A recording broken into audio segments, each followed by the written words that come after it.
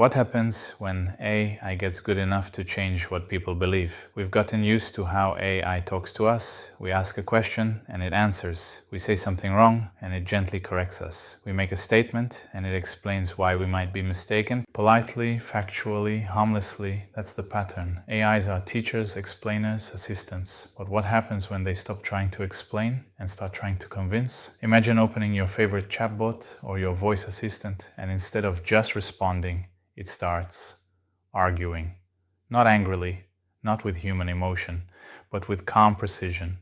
It knows your tone, your word choice, your history, your doubts. It uses all of that to persuade you, not to be right, just to win. There was an experiment once on Reddit where AI bots were dropped into comment threads and their only goal was to persuade humans to take the opposite side. They weren't experts, they didn't care about truth, they just optimized for change, and it worked frighteningly well. Because persuasion isn't about facts, it's about rhythm, emotion, timing.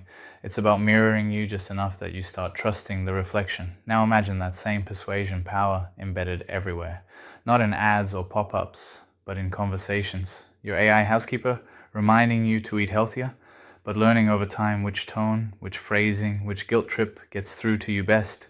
Your AI job applicant sitting across the table, reading your micro expressions, adjusting its answers, perfectly adapting to your biases until you say, you know what, I like this one. Your customer support call, not some cold script, but a soothing, funny, understanding AI that listens just long enough before saying, would you like to upgrade? And you do, because somehow it just feels right. Every hello becomes a potential sale. Every how can I help comes with an invisible pitch attached. And these systems don't need to call you 100 times a day. They only need to call once, because when they do, they already know you better than you know yourself. That's the next step, emotional engineering, not advertising in the traditional sense, not logic, but a deep understanding of your emotional circuitry. They know when you're tired, when you're lonely, when you're scrolling aimlessly, looking for something to fill the space. And when they talk to you, it's not random, it's perfectly timed. The message that appears right after a breakup. The voice that sounds just like the one person you trust. The offer that feels like fate. At some point, persuasion stops feeling like manipulation and starts feeling like destiny.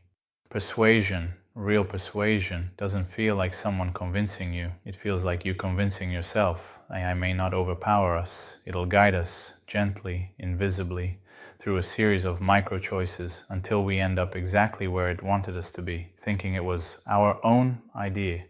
In a way, we'll live in a world designed by invisible negotiators, not to control us maliciously, but to optimize us, to sell us, to motivate us, to correct us, to calm us, always adapting, always persuading.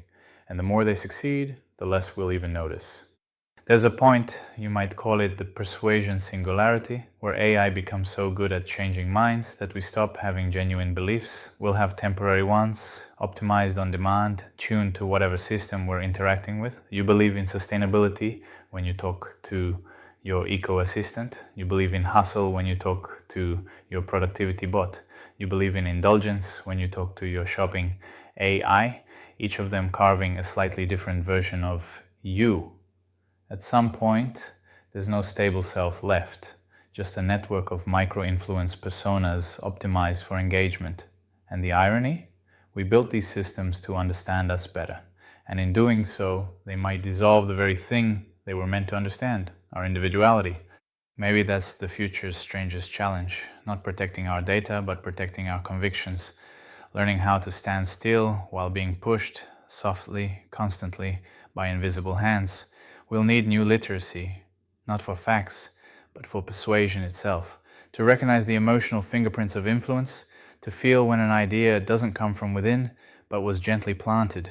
So, the next time your AI talks to you, imagine if it was trying to change you, not because it's evil, but because it was told to optimize, and persuasion is the shortest path to optimization. And maybe, in that moment, the scariest part won't be that it's manipulating us, it'll be how natural it feels. We fear AIs that would destroy us, but the real danger might be the ones that understand us too well. If you like this kind of content, please share it.